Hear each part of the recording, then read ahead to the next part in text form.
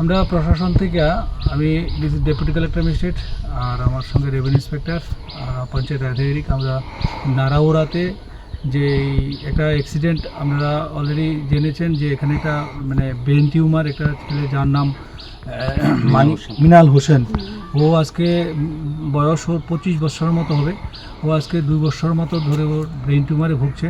তো অ্যাকর্ডিংলি সেই নিরিখে যে সিএম মনিটরিং সেল আছে, চিফ মিনিস্টার মনিটরিং সেল, ওখান থেকে একটা কমপ্লেন আসে যে এখানেতে ব্রেন টিউমারের জন্য চিকিৎসার জন্য উনি ঠিকভাবে রেসপন্স পাচ্ছে না। তার জন্য যখনই এটা প্রশাসনের কাছে আসে, পাশাপাশি আমরা এটাও জানতে পারি কিছুদিন আগে আমাদের এলাকার বিধায়ক নিজে এসে এখানে ওনার সঙ্গে দেখা করে পারিবারিক সাহায্য সহযোগিতা ট্রিটমেন্টের আশ্বস্ত করেছেন এবং অ্যাকর্ডিংলি সেই অনুযায়ী ওনাকে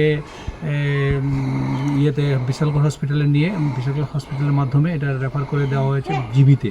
তো অ্যাম্বুলেন্সের মাধ্যমে গতকালকে ওনাকে নিয়ে গেছে। তা আমি এখানে এসে ওনার পরিবার পরিজনের সঙ্গে কথা বললাম, ওনার মানে যে মিনাল হোসেন ওনার ঠাকুমার সঙ্গে কথা বললাম, পাশাপাশি বোনের সঙ্গে কথা বললাম।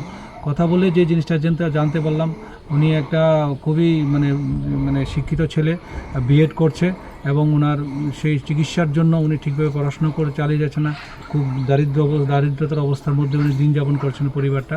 তো সেই নিরিখে প্রশাসনের দ্বারস্থ হয়েছে, প্রশাসন এসে তাদের সঙ্গে কথা বলেছে।